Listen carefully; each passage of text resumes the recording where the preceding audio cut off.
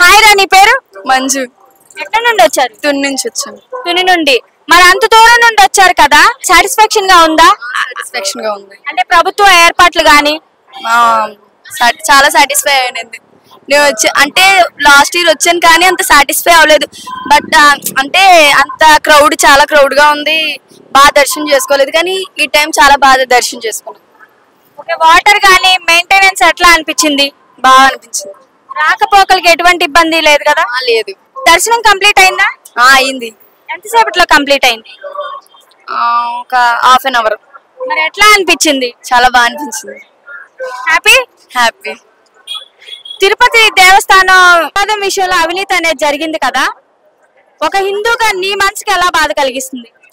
అది ఎవరు చేసారో తెలియదు కానీ చాలా తప్పు. అది దేవుడి విషయంలో అలాంటివి చేయకూడదు. దీనికి ప్రభుత్వం చాలా కఠినంగా శిక్ష చేయాలి ఎవరు చేసారో వాళ్ళకి. మరి ఇలా అవినీతి అనేది జరిగిందని చెప్పి పవన్ కళ్యాణ్ గారు దీక్ష అనేది చేశారు కదా, మరి నీకు ఎలా అనిపించింది? పవన్ కళ్యాణ్ గారు ఎప్పుడూ మంచి చేస్తారు కాబట్టి నాకు ఎప్పుడు బాగానే అనిపిస్తుంది. హాయ్ అండి, మీ పేరు? నర్సింగ్ అండి. ఎక్కడి నుండి వచ్చారు? తునండి. తుని నుండి వచ్చారు. అంత దూరం నుండి వచ్చారు కదా మీరు ఈ దేవి నవరాత్రులకి. ఇది 3వ రోజు కదా, ప్రభుత్వం ఏర్పాట్లు అనేది ఎలా చేసింది? చాలా బాగుందండి, చాలా బాగా చేసిందండి. మీరు ప్రతిసారి వస్తారండి? ఆ సంవత్సరం ఒకసారి వస్తామండి. ఈ సంవత్సరం చాలా బాగుందండి, అమ్మవారు అన్ని బాగున్నాయండి. మరి గతంలో వచ్చారా? గతంలో వచ్చారా మీరు? వస్తామండి. మరి ఇప్పటికి గతానికి మీకు ఏమైనా తేడా అనిపించిందా? తేడా అనిపించిందండి. ఇప్పుడు అన్ని సోదా అన్ని బాగున్నాయండి. చాలా అమ్మవారి బాగా దర్శనం బాగా అయింది, బాగా వచ్చామండి. మెయింటెనెన్స్ ఎలా అనిపించింది? చాలా బాగుందండి. వాటర్ కానివ్వండి, వెళ్ళడానికి కానివ్వండి, దేనికైనా ఇబ్బంది పడ్డారా? ఇబ్బంది ఏం పడలేదండి. అన్ని వాటర్ అంటే సప్లై అన్ని బాగున్నాయండి.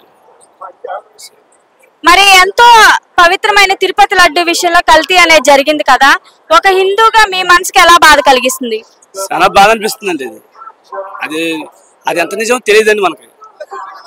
దానివల్ల మనం చాలా బాధపడుతున్నాం అండి. మన హిందూ మాత్రం కదండి, చాలా బాధపడుతున్నాం. మరి ఇలా జరిగిందని చెప్పి పవన్ కళ్యాణ్ గారు దీక్ష అనేది చేశారు కదా, మీకు ఎలా అనిపిస్తుంది? మంచిదండి, జస్ట్ చేస్తే మంచిదే కదా, అతను చేసింది మంచిదే కదండి. హాయ్ అండి, మీ పేరు? నా పేరు రాజు అండి. ఎక్కడి నుండి వచ్చారు? సర్పూర్ అండి. ప్రభుత్వ ఏర్పాట్లు అనేది దేవి నవరాత్రుల సందర్భంగా ఇది 3వ రోజు కదా, ఎట్లా ఉన్నాయి? బాగా ఉన్నాయండి. వాటర్ గానీ రాకపోకలకు గానీ ఎటువంటి ఇబ్బంది లేదా? ఏం ఇబ్బంది లేదండి.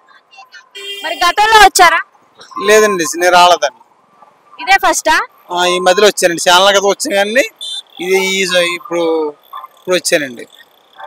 మరి ఎట్లా అనిపించింది మెయింటెనెన్స్ కానివ్వండి? బాగానే ఉన్నాయండి, మెయింటెనెన్స్ అన్ని బాగా ఉన్నాయి. మరి దర్శనం కంప్లీట్ అయిందా? అయిందండి. ఎంతసేపట్లో అయింది? అయిందండి, 1 గంటలు అయిందండి. మరి మీ ఫీలింగ్ ఏంటి, ఎలా అనిపించింది మీకు? బాగానే ఉన్నాయండి. తిరుపతి లడ్డు విషయంలో అవినీతి అనేది జరిగింది కదా అండి, ఒక హిందూగా మీకు ఎలా అనిపిస్తుంది? మీ మనసుకి ఎలా బాధ కలిగింది? అది మనకు తెలియదాక చెప్పకూడదు కదండి. తెలియదు మనకి, మన పాప ముందు మనకు తెలియదు. అంతా భగవంతుడు చూసుకుంటాడు, అది మన చేతుల్లో లేదు కదా, మనం చూడడానికి చెప్పకూడదు కదా. అవి రాజకీయ లబ్ధి కావచ్చు, ఎట్టులైనా పెట్టచ్చు, ఎన్నో పెడుతుంటారు. మీ తెలంగాణ ఉంది అన్ని మామూలే. నా పేరు అనుపమ. ఎక్కడి నుండి వచ్చారు? మచిలీపట్నం నుంచి వచ్చాం. మరి అంత దూరం నుండి వచ్చారు కదా, ఇది 3వ రోజు కదా, ప్రభుత్వం ఏర్పాట్లు అనేది ఎలా చేసింది దేవి నవరాత్రులకి? చాలా బాగా చేసింది, చాలా బాగుంది. దర్శనం కూడా బాగా అందింది, చాలా బాగుంది. అంటే మీరు దేనికైనా ఇబ్బంది పడ్డారా? దేనికి లేదు, ఇబ్బంది ఏం పడలేదు. వాటర్ కానివ్వండి, దేనికి లేదు, అంతా బాగుంది. మరి గతంలో వచ్చారా మీరు? వచ్చాము. ఇప్పటికీ గతానికి ఏమైనా తేడా అనిపించిందా మీకు? ఇప్పుడే బాగుందిదా, ఇప్పుడే బాగుంది. సదుపాయాలు సౌకర్యాలు బాగా పెరిగి. ఓకే, అంటే మెయింటెనెన్స్ ఎలా అనిపించింది? బాగుంది, చాలా చాలా బాగుంది.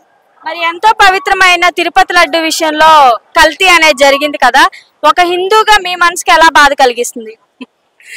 బాధగానే ఉంది.